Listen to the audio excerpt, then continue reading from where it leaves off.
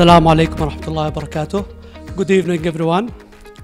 It's a great pleasure that we welcome you to the Global Project Management in its second edition under the theme Project Management Ecosystem Journey to Excellence. This forum promises to provide invaluable insight into the world of Giga Project. Today we will have 5 masterclasses session within this room, Mecca meeting room. Our first session will be with Mr. Ross Garland, who came from the United Kingdom. He is a global P3 governance expert, author, and recognized consultant with over 25 years of experience. Mr.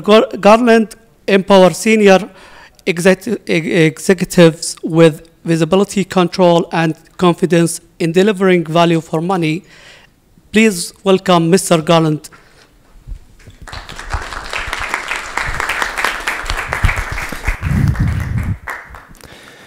Thank you very much, Abdullah. Thank you very much indeed. Good morning, everyone. I'm very pleased to be here. This is my first time in the kingdom. Last night was my first time eating camel. My second time sitting on the floor. So it was very nice. And is that working? Yeah, everyone can hear me. Excellent. Okay, so let's have a look.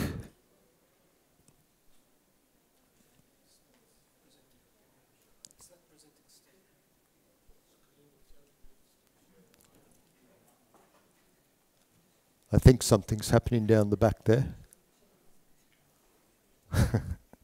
Camel is very good, by the way. I recommend it if you haven't tried it.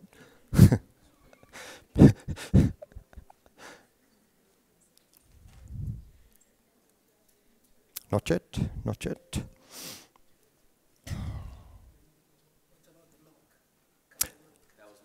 Camel milk.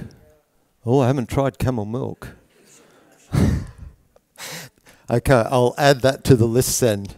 The list is getting very long, by the way. Okay, this is what we're talking about, P3G, project. Can everyone see if I'll move over to the side a little bit. Project, program, and portfolio governance. And that's me there. Basically what that says is I've spent a lot of time in consultancy, too many years as a consultant, 30 years. But the last 15 years or so has been predominantly in the governance space, so projects, programs, and portfolio governance. On all sorts of initiatives, it says there 10 million up to 10 billion, which I know isn't large by Saudi standards, but my background was Australia, and 10 billion in Australian terms is very big indeed. And it's across various different sectors, mainly the government sector, but the governance principles are applicable to any sector. They work in any sector. And I've done a little bit of work, a lot of work in Australia, New Zealand, a little bit of work in the UAE, UK of course, and the USA. I'm based in the UK now. Okay. This guide here, which came out just over a year ago, a couple of days over a year ago, it we'll be running through some case studies today, and they'll be illustrating some of the principles in this guide. It was published, just out of interest, published by the TSO. Now you'll know the TSO because if you've heard of Prince 2, MSP, MOP, Managing Benefits, all of those, they all came under the TSO publishing banner. And just a little bit about myself and Adrian there. Adrian Mori is a consultant. My background is consultancy. He's a brilliant consultant, actually. He's based in Australia. And as consultants, especially when you get to our age, when you walk into a client's organization, you're expected to have solutions. They don't want discussions, they want answers. And that's the approach that we took with this book. It's about providing solutions to people who have governance challenges. So it's pragmatic, it's practical, it's all based on logic. You're not asked to believe anything that isn't logically based. It's principles-based, which is important because that gives you flexibility, and flexibility is hugely important in this type of area. I've mentioned all sectors, all project types, and it addresses traditional methods as well as agile and hybrid. Okay, so what we need to do first, it's really interesting. That's the definition of P3G. Now, if we were here talking about project management, I wouldn't have to put a definition of project management up there because everyone in the room knows what project management is. Project governance hasn't had the same type of exposure as project management has. And so there still is a lot of blurring around what actually constitutes project governance, program governance, portfolio governance, and so forth. So it's important that we're all on the same page when I talk about governance. So P3G is the framework that enables effective and efficient decision-making on a portfolio of project and program investments. So let's unpack that. The key words or phrases are in green. So let's start with investments. That's what projects and programs are. They're investments in an organization's future. The decision-making is decision-making based upon ensuring those investments achieve greatest value for money, achieve the outcomes that they're designed to achieve. When you talk about investments, there's a tendency even in the governance spaces, but there's a tendency in projects to focus on time and cost and quality, which are all hugely important, obviously. But when you do that, what you're really focusing on is asset delivery. Investment, an investment focus is about the delivery of outcomes and benefits.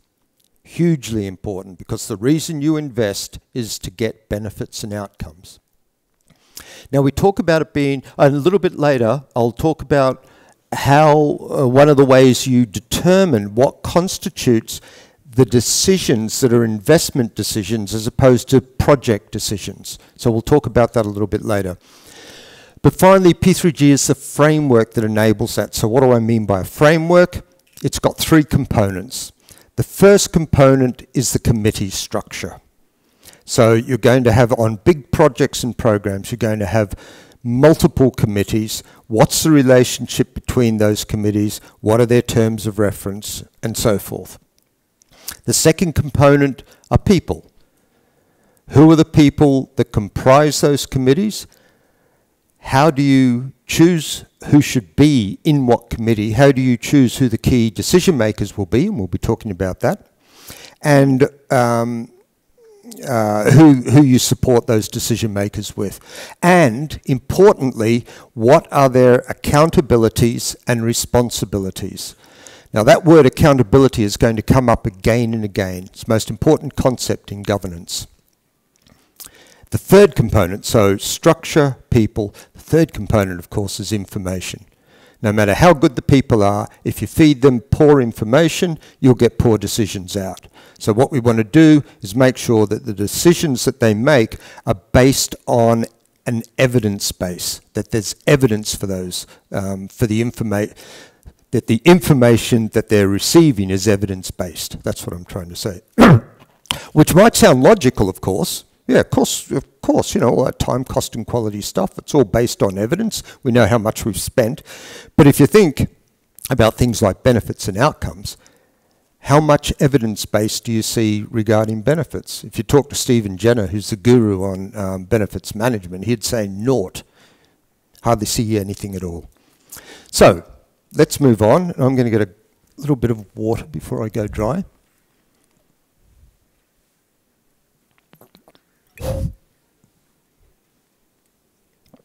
I'm stuck.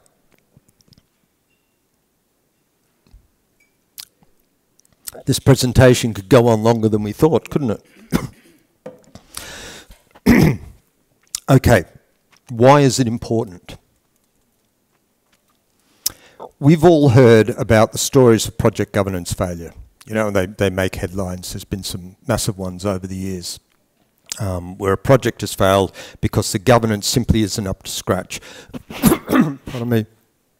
And when the governance isn't up to scratch, it causes other problems in the project, and the project fails. Quite often you'll see a project fail, and it's because of governance, but it's not obvious that it's governance. Other things appear to be the cause of the failure. But that's not what we're here to talk about, because project success, and when I say project, think projects and programs here, rather than me constantly saying projects and programs. Project success is not, or failure, are not binary outcomes. A project doesn't either succeed or fail. There's a whole gap in between. Now, if you think about it, when a project first starts, immediately the people accountable for that project have to start making decisions. So they set off making decisions, and they could go that way, that way, that way, or that way on their first decision. And then they have to make more decisions. And if they go that way, it goes again, and it goes again, and it goes again. So potentially it's this huge decision tree formed of all those potential decisions could be made. And over its life, a project will follow one particular route up that decision tree. Now, if you think about all the potential routes up that decision tree, there is one and only one that will deliver exactly the outcome you require, deliver exactly the benefits at the right cost. Oh, I've got a new one, thank you. At the right cost, and so forth. There's one optimum route. Any other route that a project takes is to some extent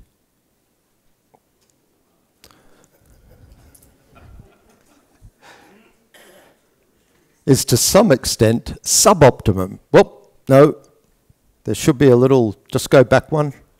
Can I go back one? No. There.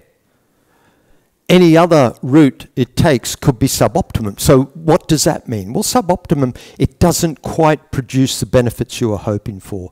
The costs are slightly greater than you anticipated or that you budgeted for, or it's 3 months late or 6 months late or whatever. So why is P3G important? If you get that framework in place with the right people sitting in the right committees, the right accountabilities, the right terms of reference, the right information supporting them, you are going to get as close as you possibly can to that optimum outcome. That's why this is important. It's not necessary. If you get it wrong, sure, the project could fail. You could be up here, but the chances are you're going to be somewhere down here. Yeah? And what you want to be is optimum outcome. Okay, next slide, please. No, other way. One more. That's it. No, no, no. Go back. That's it. That's it. Okay, they're the 10 principles in the guide. Pardon me. We're not going to have time to go through 10 principles, otherwise we'd be here all day. But what I have done is developed a few case studies and some questions which will highlight some of the principles, and they're the ones in green that we're going to be going, that we'll be going through. Next slide.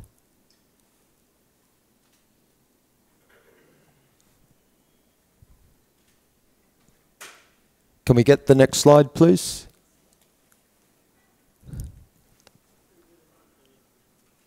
Okay, this is going to be tricky. Okay, here's our first case study. Excuse me down the back there. Hello? Hello? Hello? I'm going to need somebody to push the buttons for me, yeah, because this isn't working. Okay, so I'll tell you when. Okay, so an organization establishes a governance structure to run an important project. Okay, so this is very simple, I realize, but simplicity works. And this is the structure they've put in place. So they've established a project board, and the project board is made up of major project stakeholders. Big tick, that's what you want. Sorry, I'm in your way, aren't I? I keep getting in your way. If we press the button, they've identified a project sponsor. The project sponsor is the key stakeholder and is accountable for the success of the project. Tick, that's good, that's what you want. Now, the project sponsor's boss in the organisation, their superior, that person is a very experienced operator. Thanks. That person is a very experienced operator, and they endorse any decisions coming out of here. And up here, next click,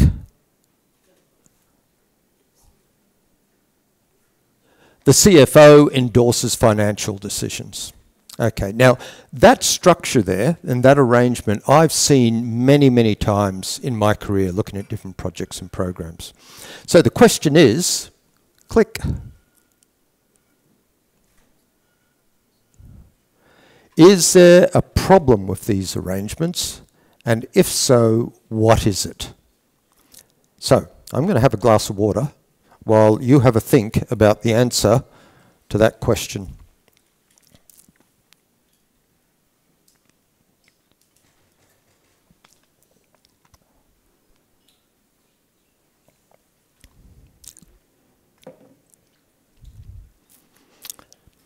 Okay, I'm not going to put you on the spot and ask for hands or anything. We'll just move right along.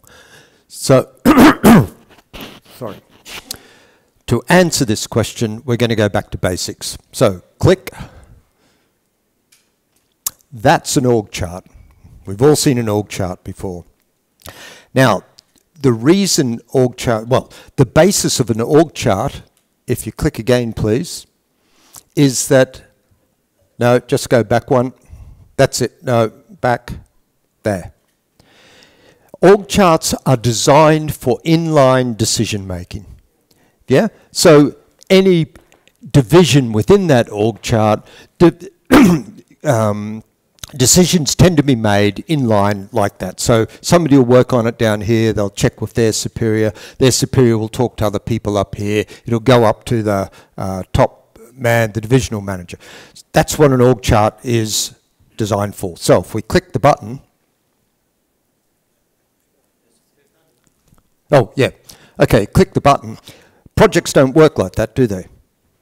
So projects impact, just go back one please.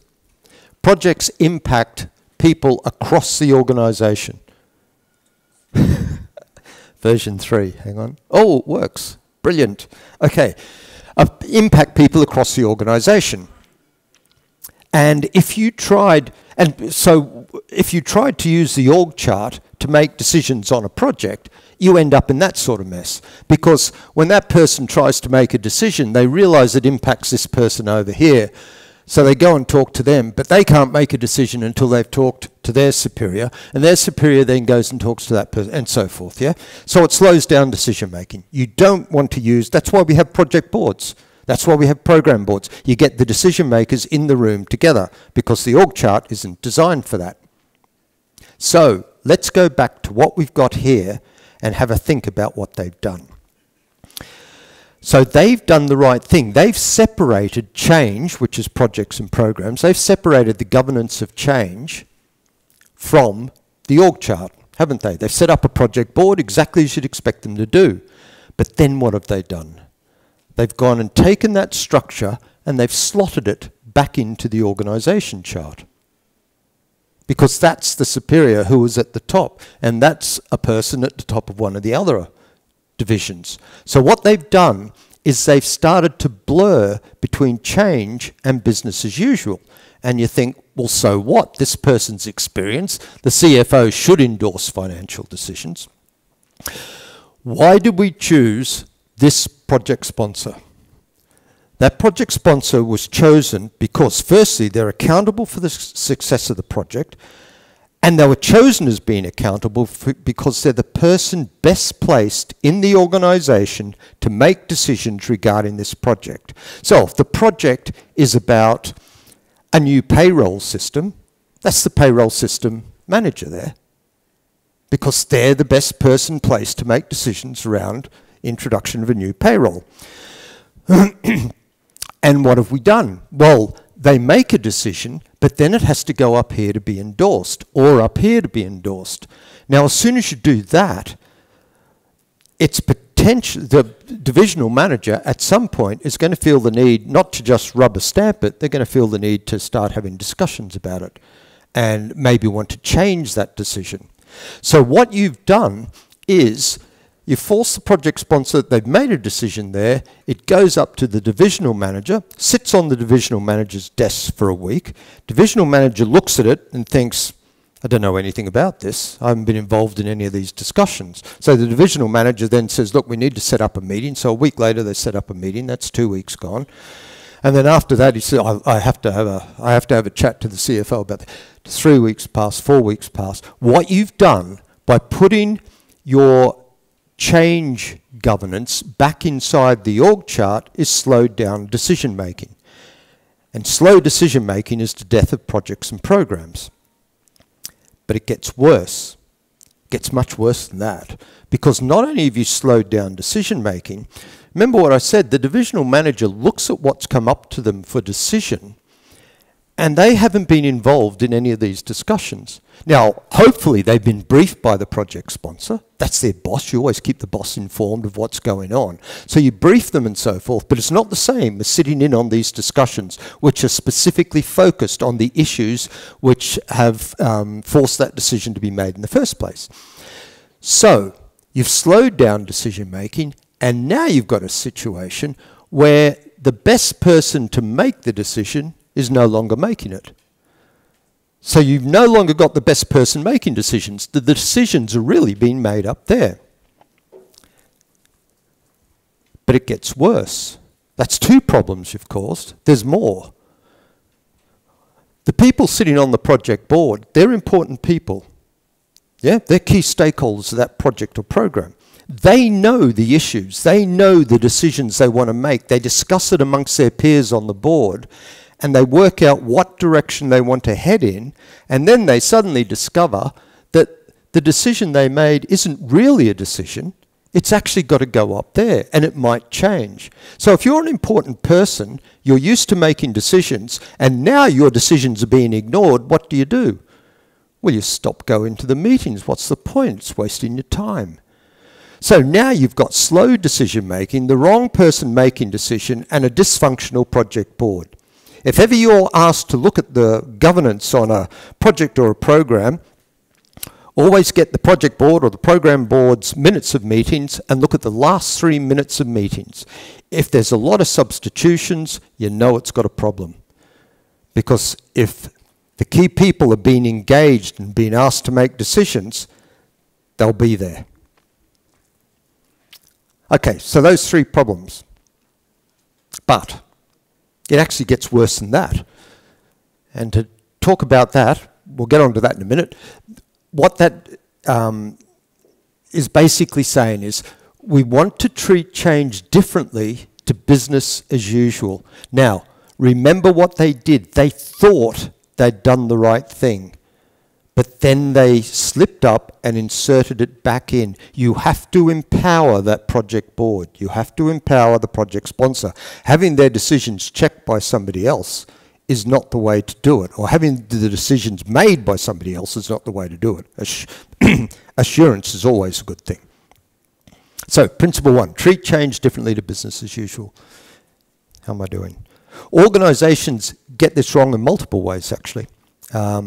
If you think about the classic definition of a project, it's time-boxed, isn't it? It starts there and it finishes there. All projects have their origin in the business-as-usual environment. You know, somebody, a boss, will be sitting there and thinking to themselves, we need to change. You know, the technology's changed or the demographics changing, we need to change. And so they'll say to one of their people, I want you to start working on this. What does this look like? And a few other people get involved. And eventually you reach a point where you're spending so much resource on that particular initiative, you think to yourself, we have to set it up as a project. Yeah, it's time to set it up as a project. Otherwise our operational activities are going to get harmed because people are working on this instead of the operational activities. If an organisation doesn't know when to make that transition, I've seen large projects go for a year without instigating project arrangements, you know, project boards and program boards. A year trying to do that. And it just slows things down. Not effective. Okay, so treat change differently to business as usual.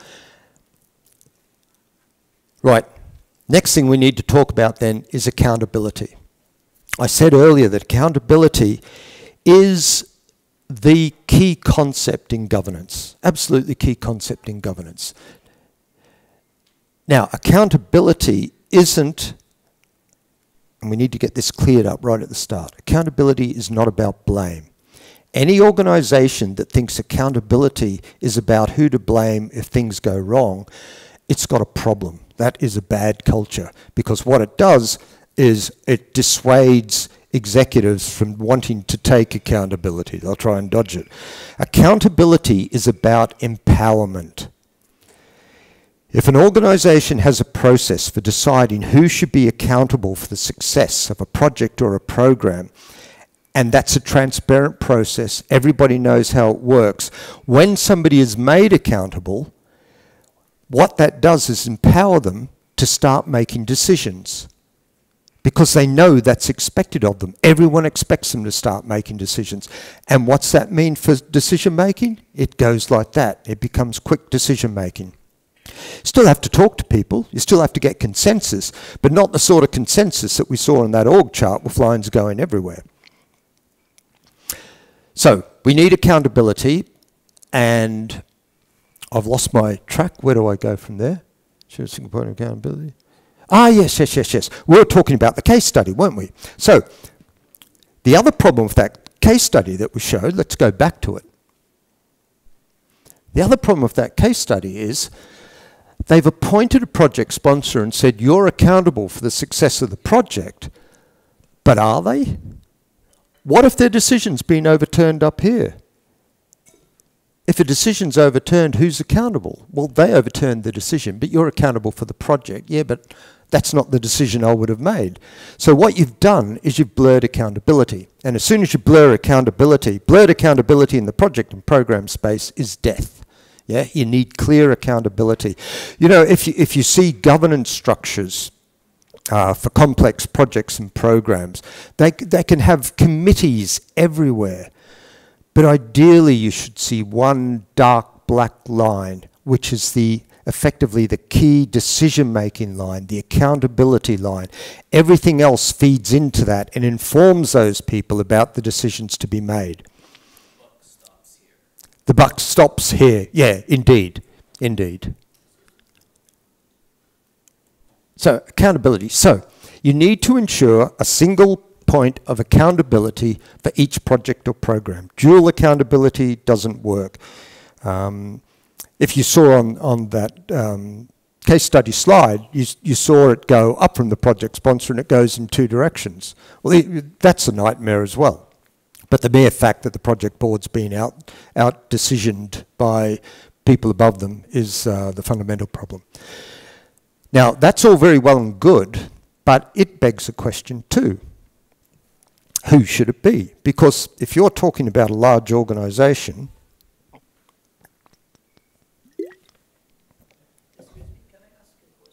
yes. In the governance structure, what's the other name of divisional manager? What's the name? Divisional manager. Yeah. What do we mean by? Oh, sorry. Executive. Apologies. I'm saying these would be divisions in the organisation. No, the one before. The governance. The what, sorry? The governance, you showed the CFO and divisional manager, okay? So, previous slide. We got the slide, the previous slide. Yeah, the one before. That way? Yeah, that one in the left side. CFO. And the left side, divisional manager. So, he's the CEO or EVP or... Ah, okay. So that person there and that person there, let me show you. In an org chart, they're probably, the divisional manager would be one of these people up here. Does that thing point? I don't think it does. Or maybe it does. Does it point? No, it doesn't. They would be one of these people up here, and the CFO would be, say, that person there. Yeah, so senior people in the organisation. I'm sorry, I didn't realise that wasn't clear. Yep, no problem. Okay, so that's where we're up to, but who? Because you've got potentially dozens of executives to choose from, you've got to make sure you get the right person. And to answer that question, we're going to ask another one. So, this question might seem a little bit strange, but it's definitely got a clear answer. Which of the following persons is least likely to be the ideal project sponsor of a major, complex IT project? Okay, so we've got the CEO, we've got the CFO, the Chief Financial Officer, the Chief Information Officer, who's the head of IT, delivery, Chief Operations Officer, the head of operations. A? Well, come on, let's do a show of hands. Who says A? Come on, be brave, be brave. Who says A? Okay, who says B? Right, who says C? Yep, and who says D? Okay, this is going to be fun. Okay, let's have a think about this. If I showed you an organization chart and said to you, I'd like you to tell me who is accountable for customer service outcomes in the organization. You'd go to the org chart, you'd look along, and you'd see somebody called the customer services manager, and you'd say that person is. Yeah, the customer services manager is accountable for customer services outcomes.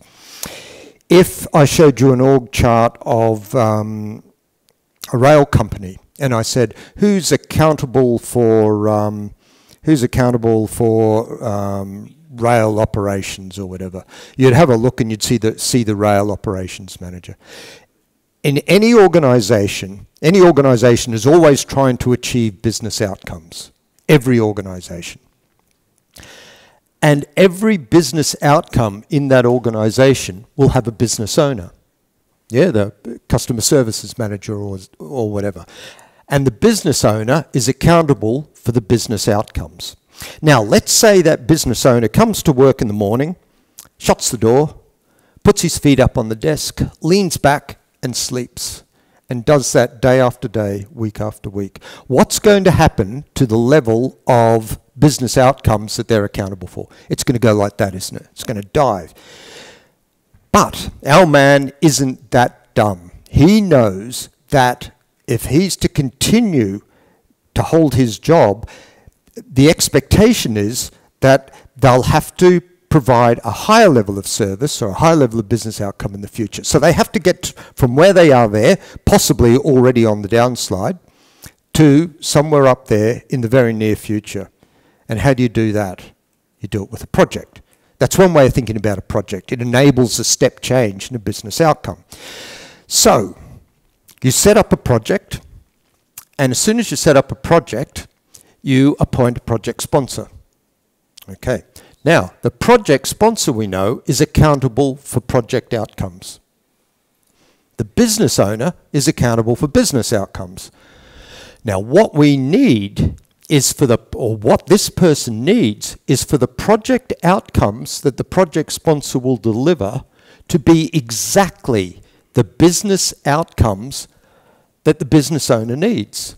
If it's not exactly the same, then you're back, remember the iceberg, you're back to suboptimal outcomes, aren't you?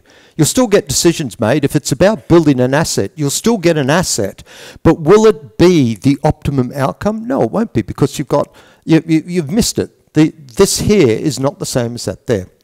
So how do you make sure that that equals that? And the way to make sure that they're equal is the project sponsor is the business owner.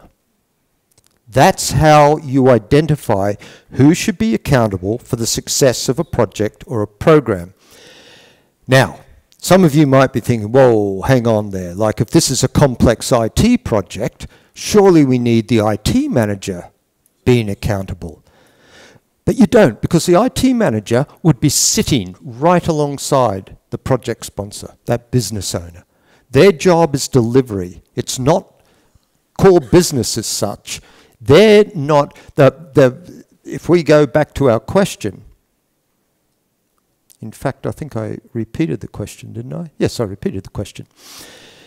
If you think about these various possibilities here, the CEO. Now, a lot of people said, don't pick the CEO. And I have a lot of sympathy for that, because when I'm doing governance arrangements, you always try to avoid choosing the CEO as the sponsor or the SRO of the program, because they're so busy. They're just so busy. However, you could have a program that is, the UK calls them mission critical. If that program fails, basically the organisation fails. And you can't afford that. So it impacts the whole of the organisation, and the person best placed to be the sponsor could be the CEO. Now what you do then is you have to support them. So you get somebody who acts as a delegate to them to help with the decision making, the day-to-day decision making. You get program managers in who understand this stuff and can take a lot of the pressure off and so forth. So the CEO turns up for meetings, but he's still there, or she's still there, to make those key decisions. If you're implementing a SAP system, who's the best person to implement a SAP system, to know what the business needs? Well, the CFO probably is. Yeah? So we'll get the CFO in place for that sort of project. Ignore that one. Chief Operations Officer. If it's, say, it's a logistics program, who's best placed to know what the business outcomes required are for a logistics activity? The COO. And that leaves us with our friend here, the head of IT. You see, if you're the head of IT, or you're the head of a delivery group within an infrastructure organisation, what your focus is on is building assets or building technology. It may, it may be bought in technology solutions now, SaaS and things like that. Your focus is not on business outcomes per se. The business owns the business outcomes, not the CIO. So when you're trying to choose who should be the project sponsor, there is always a tendency to go towards the delivery side of the business, because they're experts in building that stuff, but they're not the experts in operating it, in running it, and making sure that it achieves the outcomes. There was a classic example in Australia with a, pardon me, with a rail extension. And it was a big project. It was about 3 billion or so. And they had an SRO who was from the rail company, who was focused on assets. And all they thought about was getting the railway line built and making sure that the trains, the extra train sets, were available. What they forgot about was train drivers. What they forgot about was communications with the community and so forth. And the thing was a disaster. They couldn't start because they didn't have the train drivers.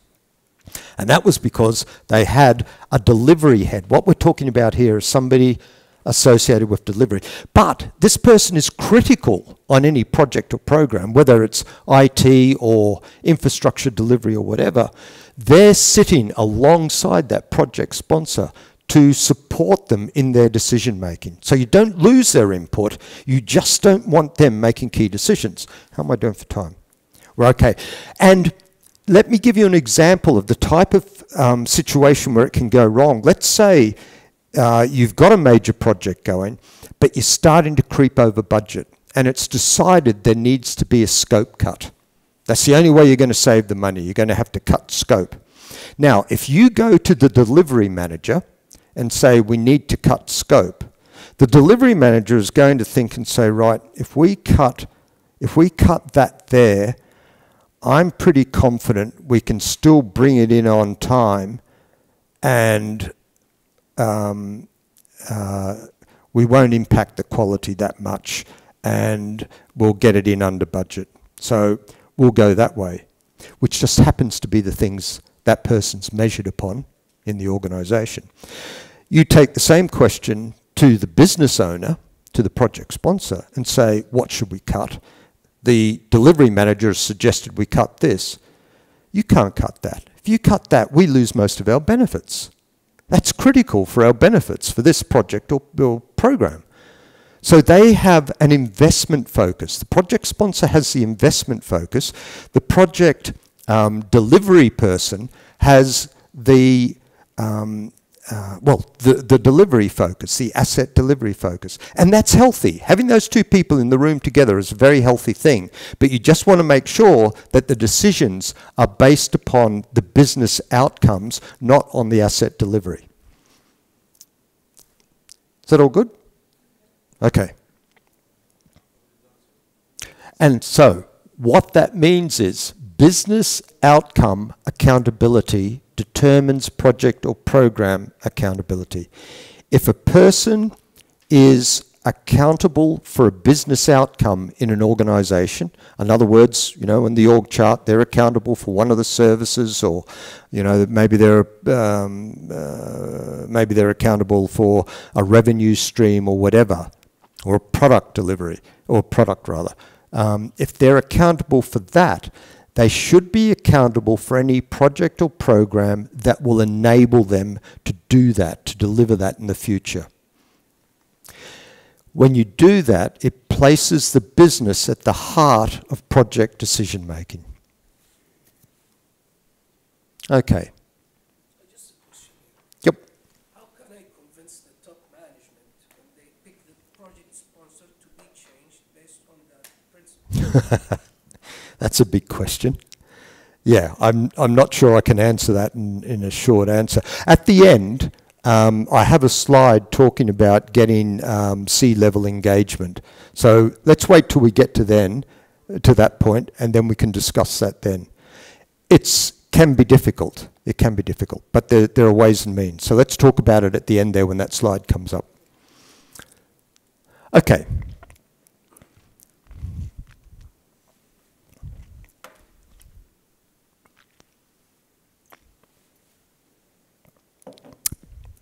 I want you to imagine, in fact, some of you probably don't have to imagine it. Some of you are project managers, I'm guessing, or have been project managers, yeah? Nods? Yeah. I want you to imagine you're a project manager and you need to get your project plan approved. It's really important you get it approved quickly because it's got your resource plan in there. If you can't get your resource plan approved, you're going to start missing deadlines and everyone's going to point the finger at you. Because, you know, you're the project manager, why haven't you got it done? So, you've got your project plan, you're sitting outside the project board meeting room and you're waiting to be called in. And when you're called in, you're going to present your plan, and what you need is for them to either say it's approved, or if it's not approved, exactly why not and what you need to do to get it approved. Yeah, it has to be quick and it has to be clear. Clear and unambiguous decision. So, the door opens, you're ushered into the project board meeting, and I'll give you two scenarios. Sitting there to hear your short presentation are 6 people seated around the table. That's the project board. Scenario 2 is the door opens, you're ushered in, and there's 16 people sitting around the table waiting to hear your presentation. Which of those two scenarios, 6 or 16, gives you the greatest confidence that you will get a clear and unambiguous decision regarding your project plan? 6 or 16? Yeah, it's not a trick question, is it? We all know the answer is 6. But the interesting thing is, if you went around the table and asked each of the 16 people there why they're there, they would all be stakeholders in some way, shape or form of that project. And that's your problem. Because when you walked into that room, you didn't want a stakeholder engagement committee. You wanted a project decision-making committee. And they're two separate things. Project decision-making and stakeholder engagement, both vitally important, but they're separate. So, and if you don't separate them, what happens to your project board is you get 16 people, and that clogs up the decision-making process, slows down decision-making. So, let's have a look at what this means. So, any project has a range of stakeholders, the stakeholder spectrum. And it will range from stakeholders for whom the project has a major impact. The person right at the tip of the arrow there, that's the project sponsor. That's how we decided who that person was. They can't do their job without that project. And then down this end, you've got stakeholders who've got a lesser impact. So somehow we need to draw a line and say, on that side of the line, you're going to be in the project board. On this side of the line, you're not. So we draw a line. If we draw it there, we end up with 16 people in the project board. That doesn't work. So we know we have to push it up that way. So we push it up that way and we have a nice, neat project board. Maybe it's got 6 people in it. But we've got a problem because those 6 people in the project board are important people. But some of the people sitting here, they're important people too. And a lot of them think they should be in there. So somehow you have to engage with them and not make them feel they have to be able to have input to the project and they have to be able to influence the project. And if they think the project's going in the wrong direction, they have to be able to give that feedback. So these are the decision makers. What we need to do is draw another line. And we call these people decision influencers because they are. So in projects I've been involved in, at some point, the treasury function might be involved in a project, which is applicable at the time, but at some point too, the project has reached a point where they no longer need to be in that space, and so they go into this space here. Now, you've still got a lot of people in this area here, a lot of stakeholders here, but they're addressed with things like reference groups and user groups and so forth, all those people. So somehow we now have potentially 2 committees, a project board, and we've got some committee made up of these decision influencers, these important people that we want to keep on board. Now, there's our 2 committees. There's our project sponsor and project board. And over here, I'm sorry about that. Over here, we've called this group the Strategic Advisors Committee. It doesn't matter what you call it, but it has to sound important because the people who are sitting in here are important and they are advising the project board. Now, how do we make sure that they don't feel like they're just being pushed aside? Yeah? You get over there and, don't bother us. They have to be able to feed any concerns or issues or advice into that committee, and they want to also feel that they're shaping that committee, because if they don't feel that, they can start acting against the project because they don't think it's going in the right direction. The way you do that, it's very simple. The same person who chairs the project board chairs the Strategic Advisors Committee. That way, they know that any issues, concerns, advice, whatever that they have is going straight to the most important person on the project, and they will take it straight into the project board. You hold this meeting a few days, week ahead of that meeting so that it can feed into it. And then this person is responsible for keeping them apprised of what's going on in the project board, feeding back decisions. Transparency is hugely important in this. Project board meeting minutes need to go over here. Project sponsor might need to have a meeting with them, sit through it, explain where they got to and so forth. Excuse me for a minute.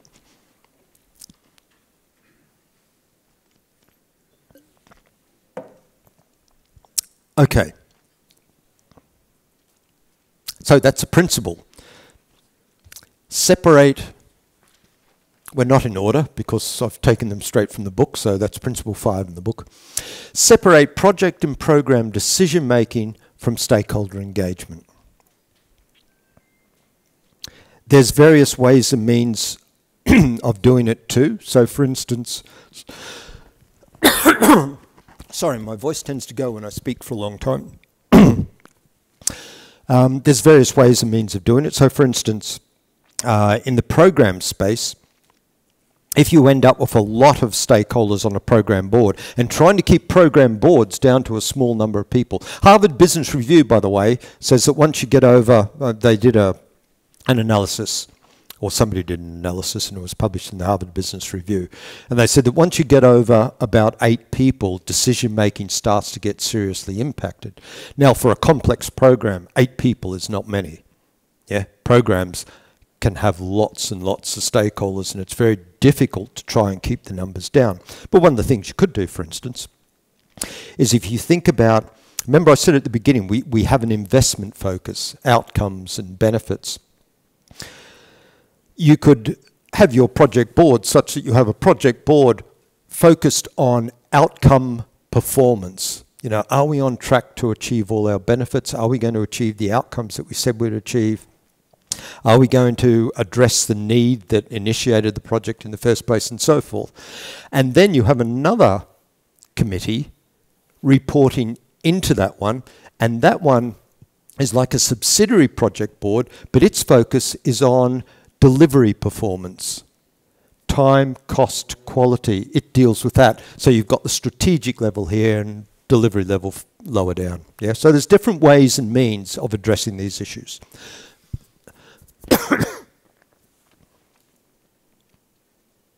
Okay. Some stakeholders, they are minor impact, but they have high interest to be within the advisory. So can I include them? Because you push the line up to... Yeah. The Iraqi chart, they're just informed. Yeah, and there will be key people. There will be key people who need to be advised. Well, you tend to want, with a committee like that, you tend to want people at relatively the same level. If you end up with a group of C-level people and then somebody who's way down in the organisation, that may not work. If they need to be involved, then you involve them. You find some mechanism for involving them. Maybe they're a key user, so maybe they chair a user group, for instance, and that gives them significant power to influence the project. Okay, this arrangement here, I'm getting a bit low on time. This arrangement here is very common arrangement, yeah, where you have a portfolio committee.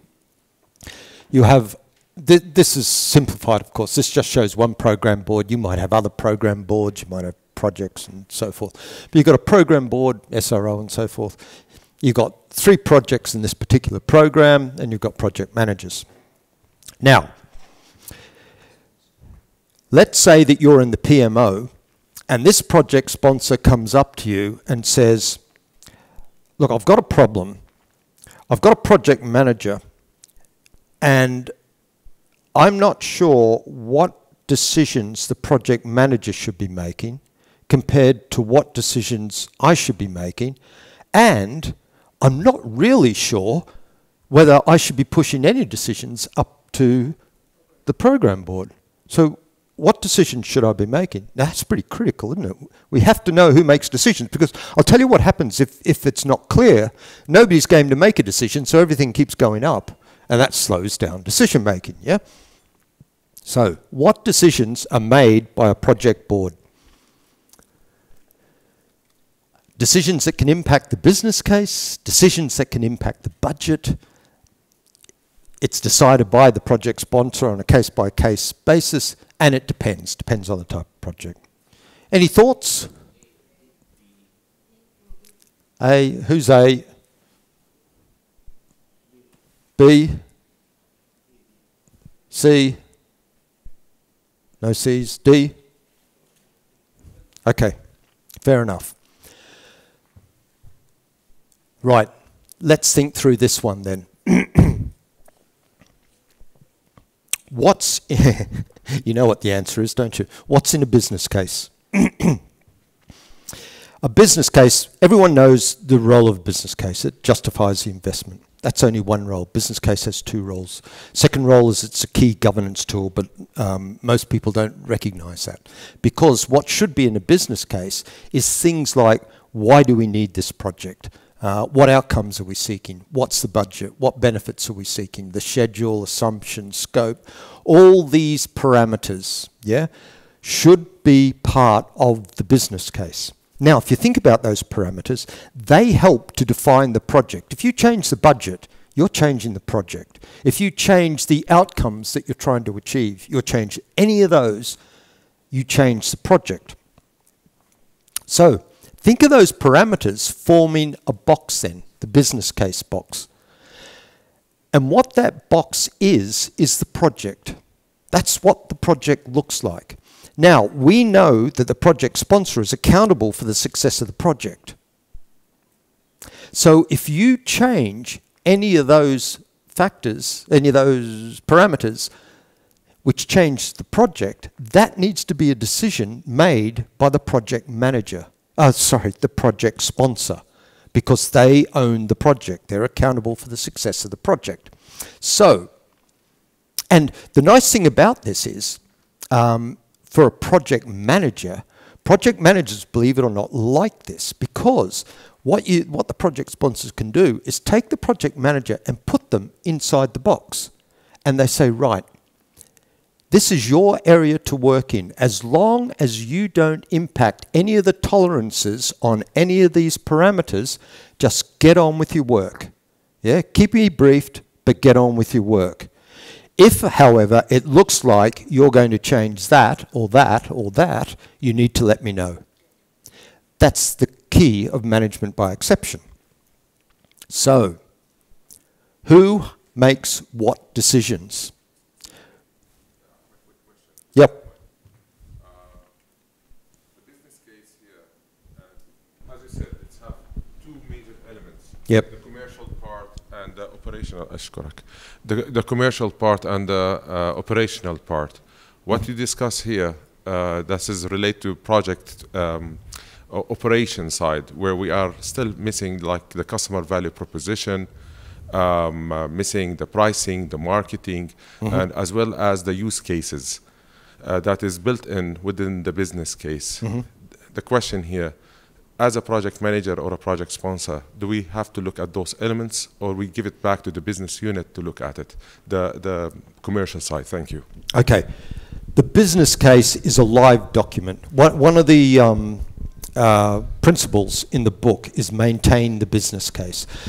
As soon as you get a project, you should get a business case in place. Now, you're not going to know what the budget is. Yeah, it could be plus or minus 200%. Who knows? But you still put a business case in place, because there are certain things you do know. You know what benefits you're seeking to achieve. You know what the outcomes are you want to achieve. And you get that business case to the best position possible in the shortest time possible, and then that's your baseline. And then you start moving forward with it. And as more and more work is done on the project, so you can start to bulk out that business case. Now, the UK has, they have a thing called the strategic outline case. So that's a business case that's done very early in the piece. Then it goes on to an outline business case, and then it goes to I think it's final business case, they call it, which is a bad terminology, because the business case isn't final until the project ends. That's another discussion. So in terms of your question, it's important to get something out the door early, and then the project sponsor, in a project board meeting, that business case should be on the table. Because any decision that's required, if the project manager comes in and says, look, we need to change this, the first question is, what's the impact on the business case? Because the business case is your proposition. If you're in a project as part of a program, it's your contract with the program. Okay, I have to move on. Right, so we know the answer to this one. What decisions does the project board make? Any material changes to the project business case. Now, if you have a project that doesn't have a business case, yeah, and never ever say that to somebody like me who deals in best practice, but were that to be the case and that doesn't exist, then it just becomes any material changes to the project. But how do you tell what's a material change to the project if there's no document that tells you what the key parameters are and therefore what those material changes are to? have to go searching around a whole lot of documentation. That's why you consolidate it in the business case. Project manager, it's great for them, day-to-day decisions that have no material impact on the business case. If it doesn't change the shape of the box, they just get on with their job. Now, the program might have its own business case. You could end up in a situation where there is no business case down here because there doesn't appear to be a need for it because there's a program business case. Yeah, that can happen. It's just an enabling project. So if that's the case, you might be looking at something like material changes to the project plan or something like that. Or you'd always have one eye on the program business case. And then these people also have to be smart. That's why they paid the big bucks, because they also have to recognize maybe the decision we're about to make could impact the program. So they have to know what decisions go up to the program. The program has to know what decisions could impact the overall portfolio. If we're going to cut that scope, we lose those benefits. Does that mean we've got a hole in our portfolio and we're not going to meet our strategic objectives? Okay, ensure consistent logical decision making, right? So that's what we just said. Benefits. We're almost at your slide, by the way. Benefits. Some of the benefits of effective and efficient P3G. Some of these you don't get until you read all 10 principles, yeah? But senior management, visibility, control, and confidence. The confidence comes from having visibility and control. Senior managers in the business find themselves as SROs and project sponsors. That gives them control. Improved alignment with change in organisational strategic objectives. We haven't talked about that, but there's a principle and information about how you align your projects and programs with your organisational strategic objectives. And you should read that, because it's not obvious. Having a bland statement saying we align to this strategic objective, you know, because we're doing a road or something, just doesn't work. Whoops. Enhance project and program outcomes. That should be obvious from what we've been talking about. Greater clarity of roles and accountability. There's that word again. Have to be clear about accountabilities. You can have responsibility statements that go on for a page. Your accountability statements are 2 or 3 bullet points maximum. Yeah. Faster and more efficient decision making. We've talked about that. More effective involvement of stakeholders. We've got a mechanism for that. So, is Sadi in the room? He's not here at the moment. Okay. How to get C-level to adopt? How do we get the people at the top of the organisation to adopt it? First thing you have to do is define the problem. I've found in the past that if you've got a governance framework that isn't working, if you try and draw it out, it looks awful. And people look at it and think, my God, what's that? And you say, well, that's the governance arrangements that this organisation uses. So it's a good start to helping to define the problem. And bear in mind too, you know, there's obviously more to it than that, but bear in mind with that, that even if the chief executive were to say to you, it's not working, I want you to fix it, don't think you still don't have to do that, because the rest of the organisation needs to be convinced as well. Explain the benefits of change. They're the benefits to the organisation, largely. Make sure you focus on the benefits to individuals. The business people tend to like this because suddenly they've got control over their business. What you hear from business people in organisations that confuse, remember I had the delivery agent versus the project sponsor? Yeah, and sometimes the delivery agent ends up as project sponsor. When you get that situation, the business, you often find the business people complaining that what they received from delivery wasn't exactly what they wanted. And benefits, explain the benefit, the problems of not changing, which is potentially more of the same you've already got. Okay, one point to leave you with.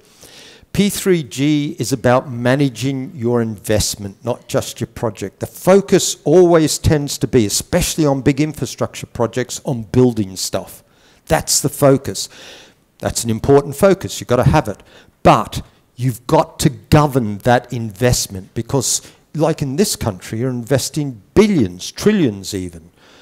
So you have to manage that investment. And that's what P3G is about. That's to request a copy of the presentation. If you want to quickly take a photograph of that.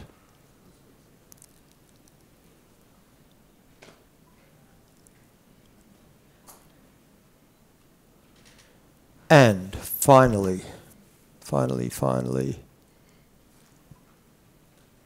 you for your time. There was something else I wanted to say there. Okay, thank you very much. Bye.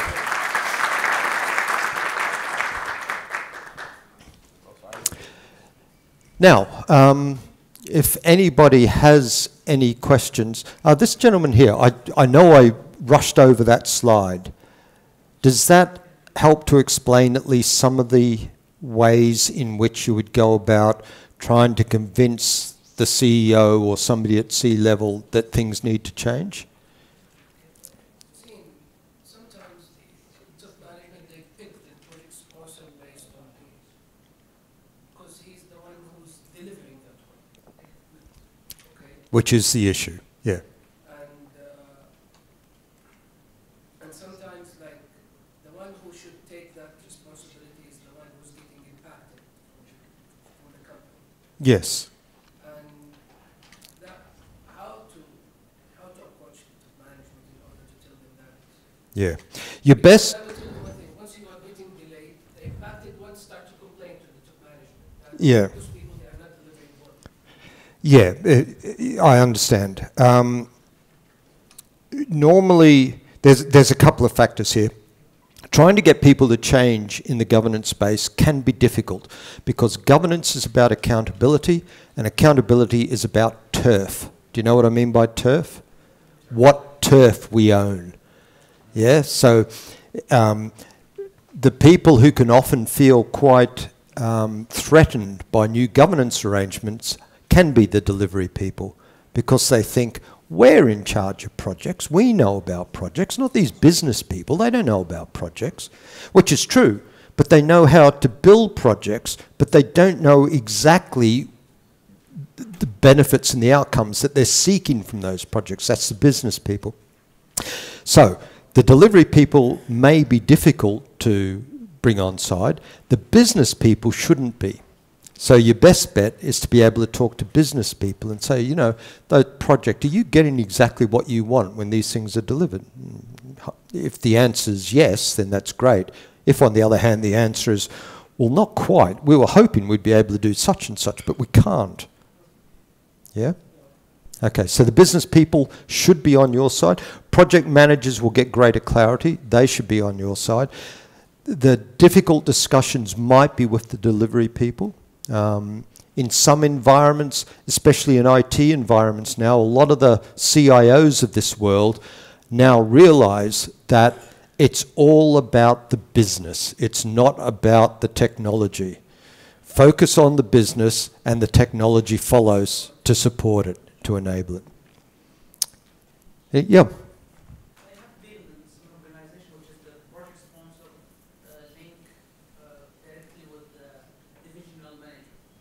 Project sponsor, yeah, the thing I had before, yeah.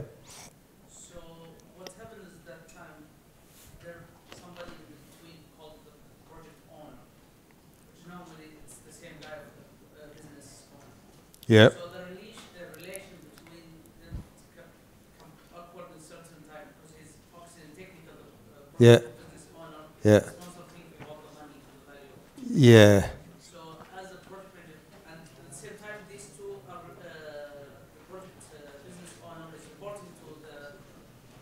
Yeah. So I got stuck in between. What's your recommendation as a governance on this situation? Okay, so one of the ways you can work out if you've got a problem with your governance structure is when you write out the accountability statements, because you can't dice accountability too finely. It starts to get messy. So the concept of having a project sponsor and a project owner, so we know what a project sponsor should be accountable for, so what's the project owner accountable for? How does that work? Yeah, so just trying to work out what those accountabilities are, you can suddenly find certain roles disappearing. Or maybe the project owner goes on to the project board and becomes part of that decision-making group. Now, the other thing I need to make clear, you talked about the divisional manager. I'm not saying here that the project sponsor doesn't have long and detailed discussions with the divisional manager. I'm not saying that. That's essential. You have to keep them on board. You have to make sure they understand what's going on. And if they're experienced, as our person here was earlier, then they'll have good advice as well. Yeah? So I'm not saying that. I'm just saying be very clear what the decision-making committee is and work through that decision-making committee. Mr. Garland, can you move on? Oh, I'm sorry. Sorry. Yes, any other questions? We will check. Yep. As you said, governance is connected to the people. في تغير البرزنتيشن هذا طلع الكود حقك. Introducing an organizational behavior to change the behavior to a common purpose of the project. في انترنت هنا. Project outcomes that will benefit So I didn't catch it all, but are you talking about helping the project board with its behaviors? Yes. Because if you can see the business case of Nokia, Xerox, Yeah. even Yahoo, they have the same different business cases, and they are very much smart guys in the board, but they couldn't make a good decision for their sustainability. هذا ما راح يحترم. Yes. Yeah. So, okay, there's an issue around activity, how the project board conducts itself, and the behaviours it should display, and so forth. I'm probably not going to answer this. Maybe we could talk offline. One of the things that's important with project boards is that you do get the behaviours right. That the people are acting in the best interests of the project. People leave their baggage outside the room, and so forth. The other thing that's always helpful with governance committees is that you have a, not initiation, what's the word? You brief, a what? Well, no, you brief them all together. So when you set up the governance arrangements, you sit the project board down and you take them through it. This is how the governance works. That way everyone in the room hopefully comes out of it with the same understanding of how that governance works. Because quite often people have very different ideas. So, again, we're managing لا الثاني قبل شوي. charged language. No, no. الكمبيوتر هذا ما ينفع ابدا ما اقدر اعدل Yep. ما اقدر اسوي شيء يعني. ايوه مع ده ما تعدلش عليها Yep. عشان واخدين كل حاجه We've تمام had bad, very بس bad في كود تغير. انا ماشي بس ما يتعدلش هنا decision making was highly بس ابي اعرف الكيو ار كود عايزين يعرضوا ده عرضوا الصورة اللي قبل شوي ابيك تعرفها. Yep. عشان تسجيل. Yep. ايوه ماشي بس انا ابغى واحد مور دايناميك. Yeah. ابغى واحد مرة Yeah, yeah. سريع. Yeah. صراحة. الكود اللي قبل شوي الصورة. Yeah, yeah. Yeah. they're totally going to do things Yep. to the benefit of the community, benefit of the organization. الصورة هذه. I'm not in that environment. Where's the balance that when it comes to making decisions, it's not highly concentrated, that bad actors صورة can هذه. run away Yep. with the كيف نقدر organization? ما نعرف؟ تقدرش تحطها على بوينت ما ينفعش لازم تحطها على جهاز تاني هنا ما تقدرش تحدد اي طيب موضوع الان نبغى الحين نبغى شيء. Okay, so the situation that you're talking about there, to start with, if you're talking about corruption, you can't design for corruption. That's what audits are for. That's what enforcement is for. If corruption's happening, whatever you do, you don't think it's bound to be corrupt, therefore we need to change the way it's going to operate. That's the wrong way forward. You go forward saying, this is the way it should work, and then if corruption raises its head, you try and address that then. In terms of what you're talking about, if it's not corruption, but it's just you get a rogue project board, well, if it's part of a program, the program should be stamping down on that. And if it's not part of a program, there should be some portfolio office function, the PMO, that's looking at this and thinking this is going offline. So there is somebody that the project sponsor will have to report to, whether it be a program SRO or a portfolio committee. And so that direction then has to come from there.